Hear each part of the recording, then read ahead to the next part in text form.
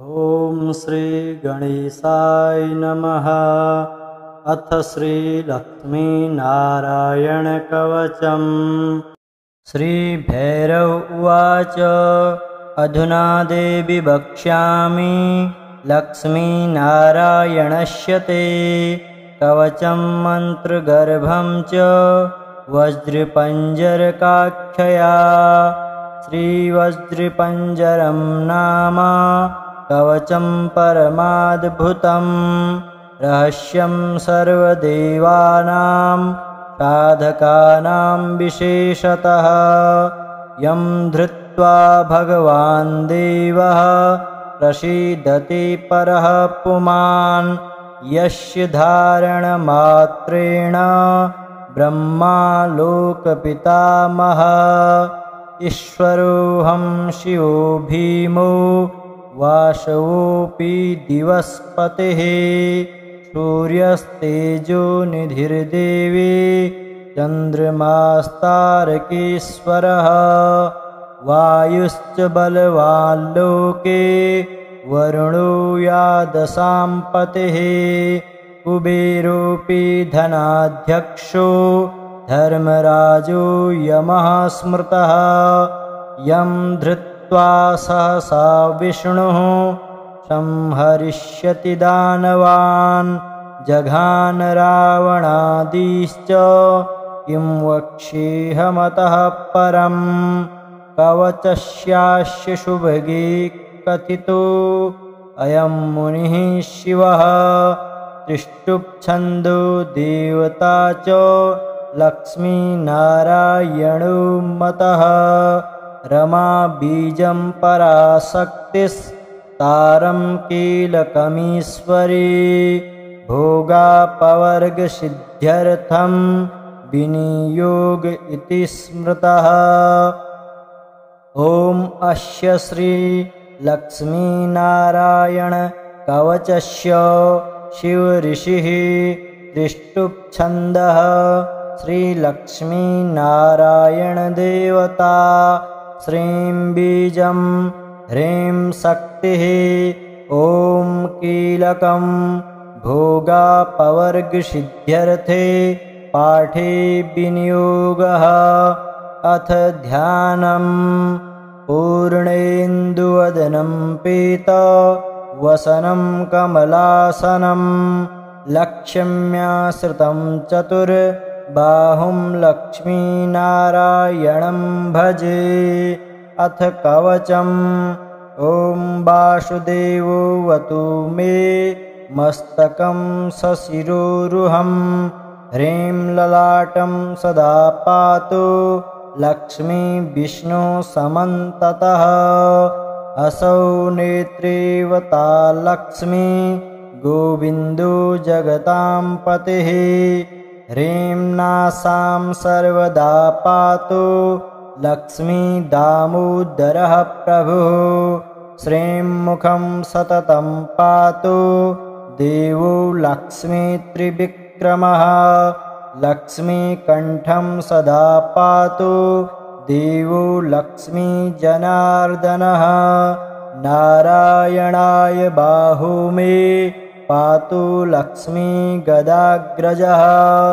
नमः पार्श्वौ सदा पातु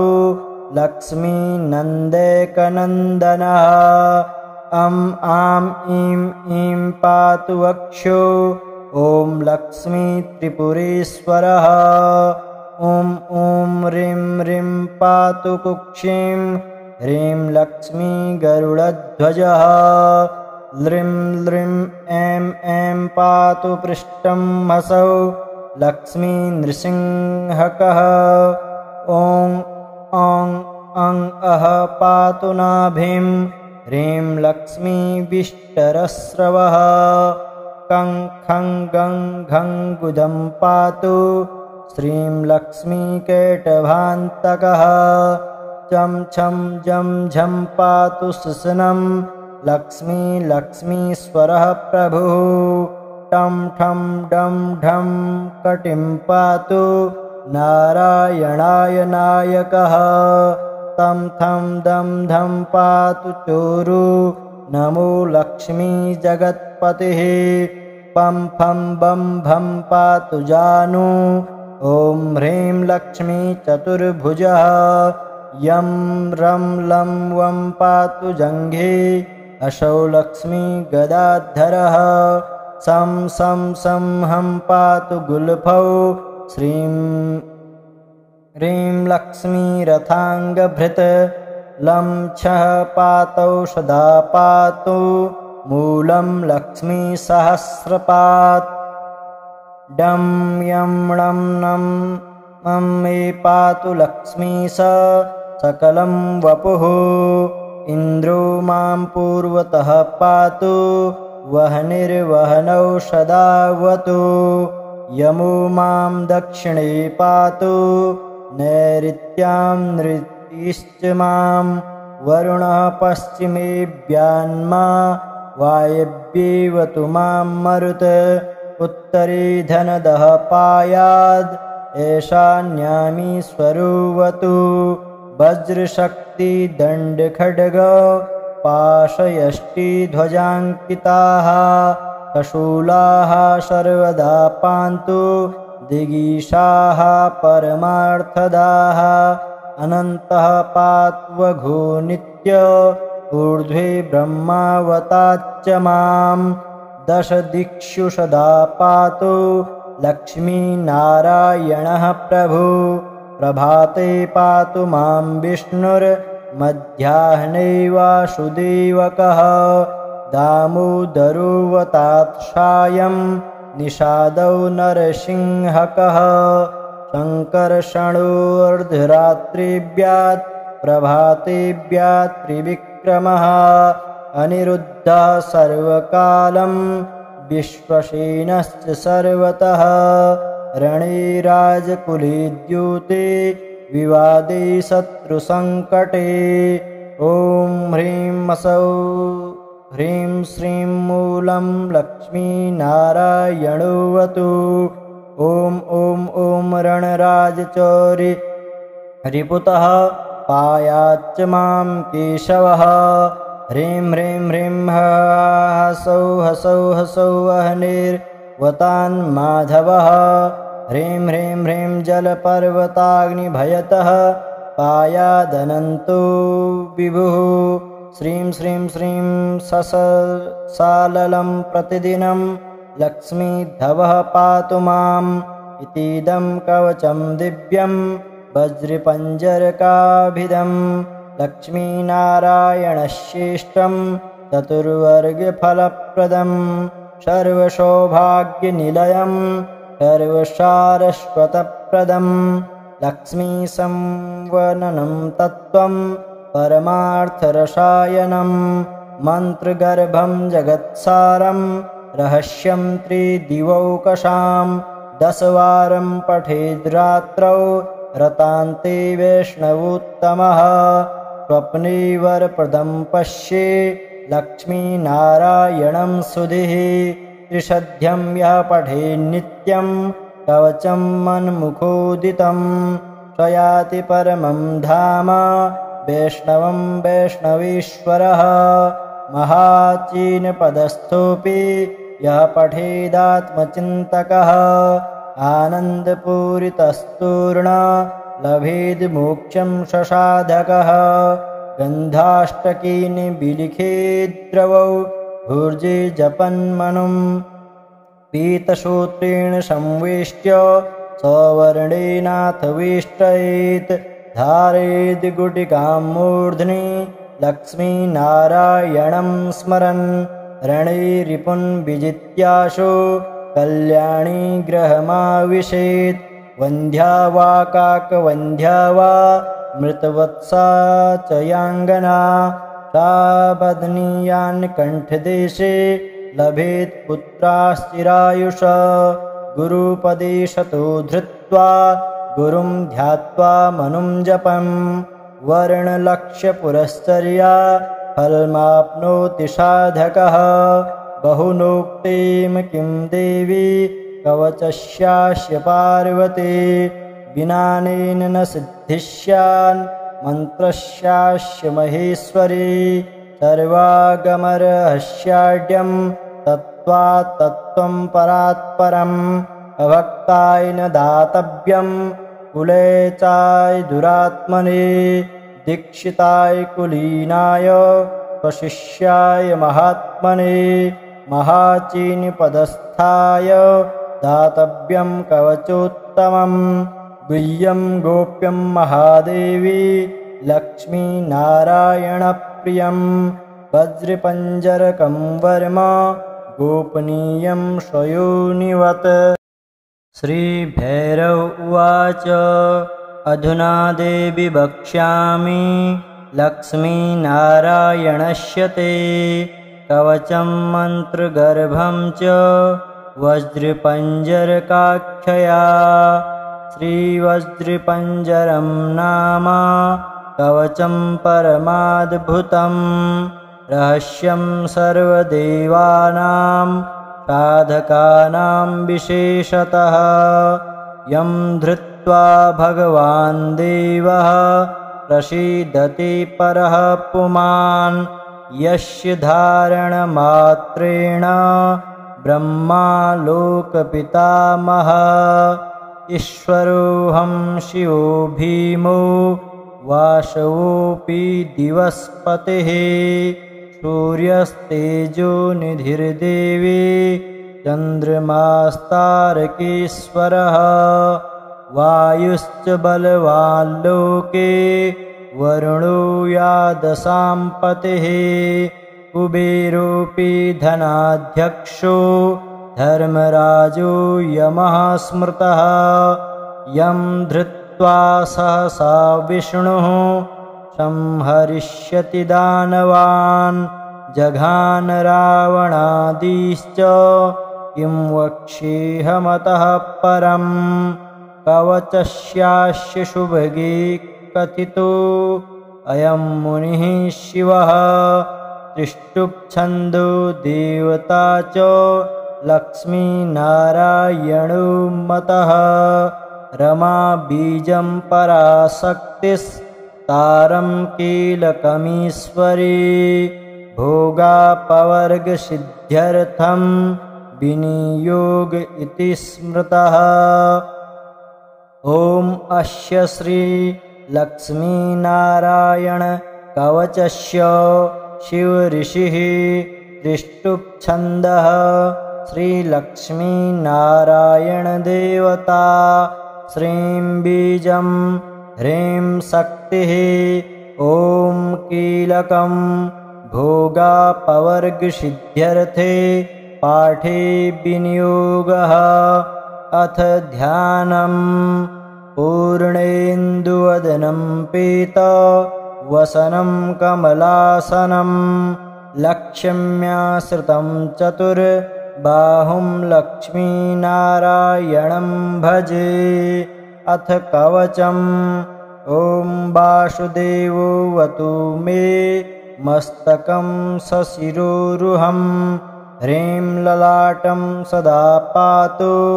लक्ष्मी विष्णु समन्ततः असौ नेत्रेवता लक्ष्मी गोविन्दो जगतां पतिः ह्रीं नासां सर्वदा पातु लक्ष्मी दामोदरः प्रभुः श्रीं मुखं सततं पातु देवो लक्ष्मी त्रिविक्रमः लक्ष्मीकण्ठं सदा पातु देवो लक्ष्मी जनार्दनः नारायणाय बाहु मे पातु लक्ष्मी गदाग्रजः नमः पार्श्वौ सदा पातु लक्ष्मी नन्देकनन्दनः आं ईं पातु वक्षो ॐ लक्ष्मी त्रिपुरेश्वरः ॐ ह्रीं ह्रीं पातु कुक्षिं ह्रीं लक्ष्मी गरुडध्वजः लृं लृं ऐं पातु पृष्ठं हसौ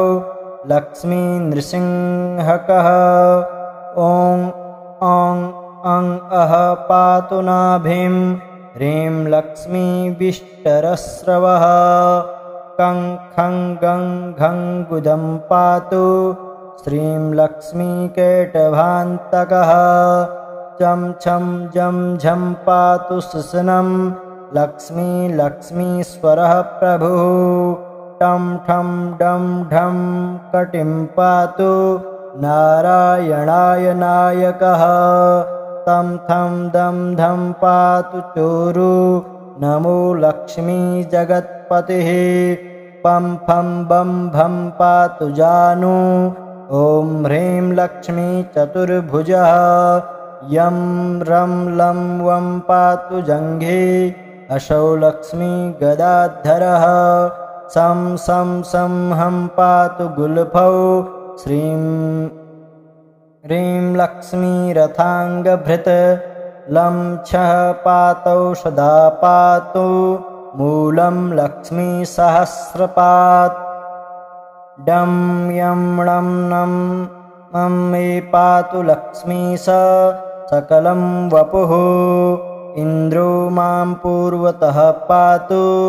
वह्निर्वह्नौ सदावतु यमो मां दक्षिणे पातु नैऋत्यां नृतिश्च मां वरुणः पश्चिमेऽभ्यान्मा वायव्येवतु मां मरुत् उत्तरे धनदः पायाद् ईशान्यामीश्वरोऽवतु वज्रशक्तिदण्डखड्ग पाशयष्टिध्वजाङ्किताः कशूलाः सर्वदा पान्तु दिगीषाः परमार्थदाः अनन्तः पात्वघो नित्य ऊर्ध्वे ब्रह्मावताच्च मां दश दिक्षु सदा पातु लक्ष्मीनारायणः प्रभु प्रभाते पातु मां विष्णुर्मध्याह्ने वासुदेवकः दामोदरोऽवतात्सायं निषादौ नरसिंहकः शङ्कर्षणोऽर्धरात्रिव्यात् प्रभातेव्यात् त्रिविक्रमः अनिरुद्धः सर्वकालं विश्वसेनश्च सर्वतः रणे राजकुले द्यूते विवादे शत्रुसङ्कटे ॐ ह्रीं असौ ह्रीं श्रीं मूलं लक्ष्मीनारायणोऽवतु ॐ ॐ ॐ रणराजचौरि रिपुतः पायाच्च मां केशवः ह्रीं ह्रीं ह्रीं हसौ हसौ हसौ वह्निर्वतान्माधवः ह्रीं ह्रीं ह्रीं जलपर्वताग्निभयतः पायादनन्तो विभुः श्रीं श्रीं श्रीं साललं प्रतिदिनं लक्ष्मीधवः पातु माम् इतीदं कवचं दिव्यं वज्रपञ्जरकाभिधं लक्ष्मीनारायणश्रेष्ठं चतुर्वर्गफलप्रदं सर्वसौभाग्यनिलयं सर्वसारस्वतप्रदं लक्ष्मीसंवननं तत्त्वं परमार्थरसायनं मन्त्रगर्भं जगत्सारं रहस्यं त्रिदिवौकशां 10 वारं पठेद्रात्रौ रतान्ते वैष्णवोत्तमः स्वप्ने वरप्रदं पश्ये लक्ष्मीनारायणं सुधिः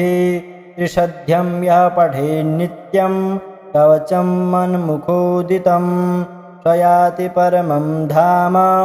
वैष्णवं वैष्णवेश्वरः महाचीनपदस्थोऽपि यः पठेदात्मचिन्तकः आनन्दपूरितस्तूर्ण लभेद्मोक्षं ससाधकः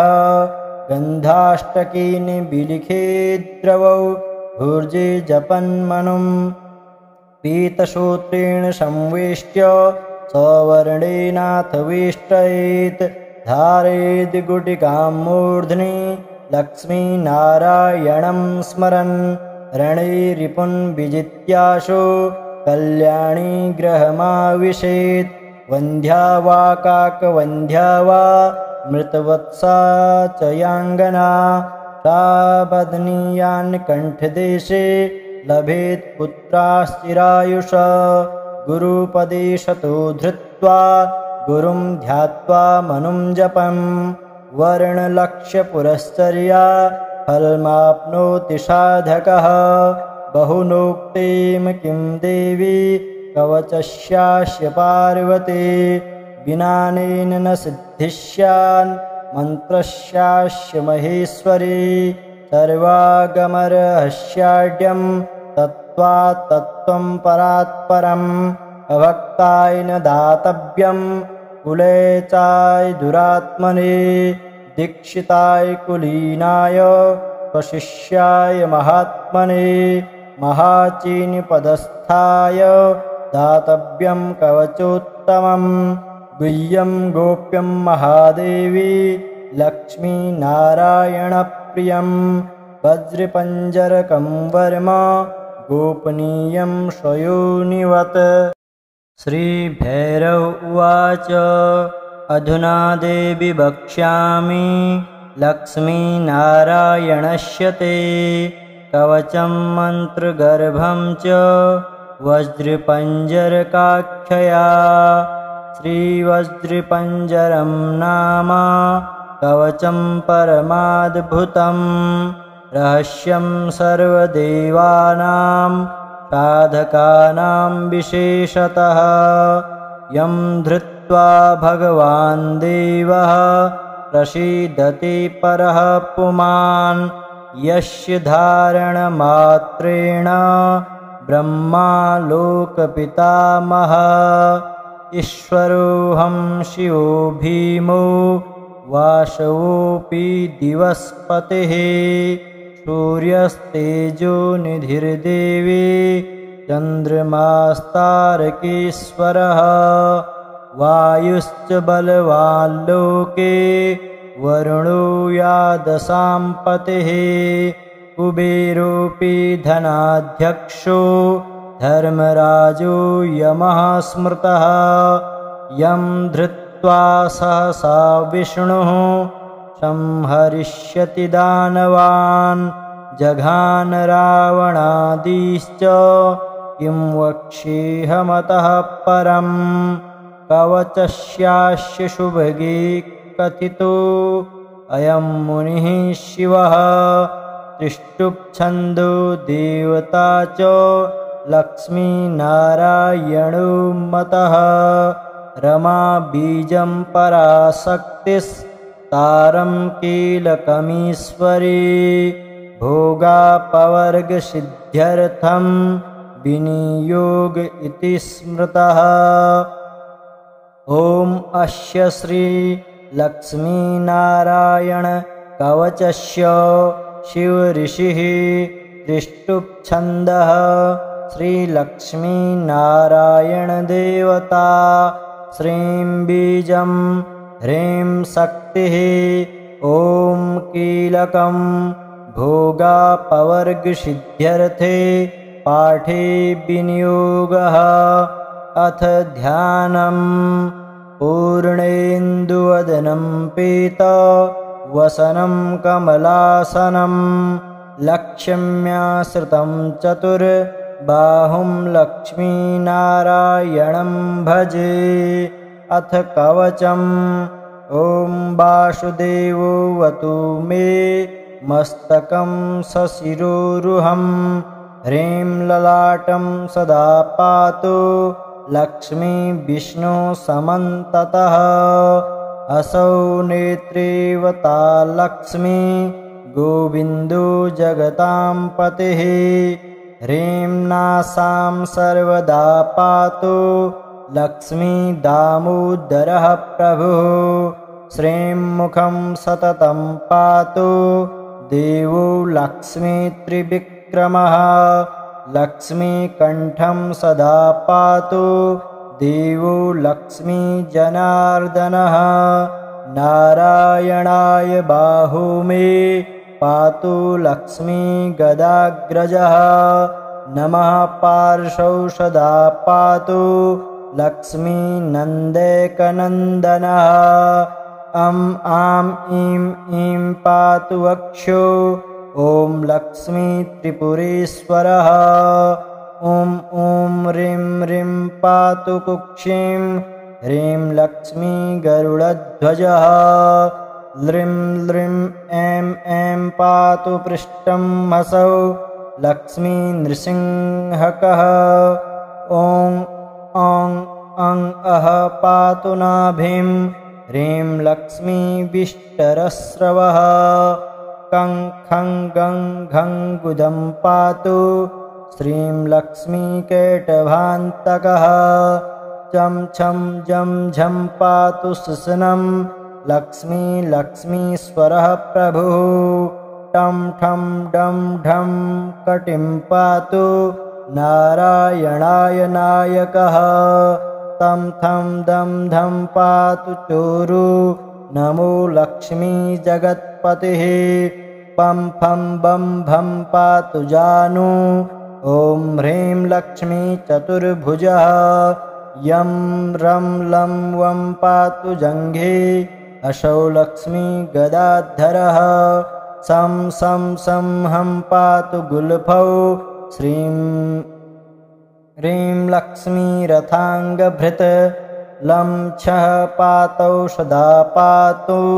मूलं लक्ष्मी सहस्रपात् डं यं णं नं मं मे पातु लक्ष्मी सकलं वपुः इन्द्रो मां पूर्वतः पातु वह्निर्वह्नौ सदावतु यमो मां दक्षिणे पातु नैऋत्यां नृतिश्च मां वरुणः पश्चिमेऽभ्यान्मा वायव्येवतु मां मरुत्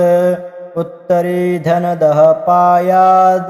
ऐशान्यामी स्वरुवतु वज्रशक्तिदण्डखड्ग पाशयष्टिध्वजाङ्किताः कशूलाः सर्वदा पान्तु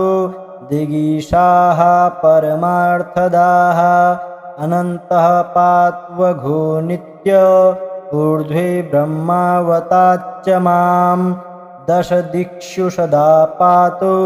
लक्ष्मीनारायणः प्रभु प्रभाते पातु मां विष्णुर्मध्याह्ने वासुदेवकः दामोदरोऽवतात्सायं निषादौ नरसिंहकः शङ्कर्षणोऽर्धरात्रिभ्यात् प्रभातेभ्यात् त्रिविक्रमः अनिरुद्धः सर्वकालं विश्वसेनश्च सर्वतः रणे राजकुले द्यूते विवादे शत्रुसङ्कटे ॐ ह्रीं असौ ह्रीं श्रीं मूलं लक्ष्मीनारायणोऽवतु ॐ रणराजचौरि रिपुतः पायाच्च मां केशवः ह्रीं ह्रीं हसौ हसौ हसौ वह्निर्वतान्माधवः ह्रीं ह्रीं जलपर्वताग्निभयतः पायादनन्तो विभुः श्रीं श्रीं श्रीं साललं प्रतिदिनं लक्ष्मीधवः पातु माम् इतीदं कवचं दिव्यं वज्रपञ्जरकाभिधं लक्ष्मीनारायणश्रेष्ठं चतुर्वर्गफलप्रदं सर्वसौभाग्यनिलयं सर्वसारस्वतप्रदं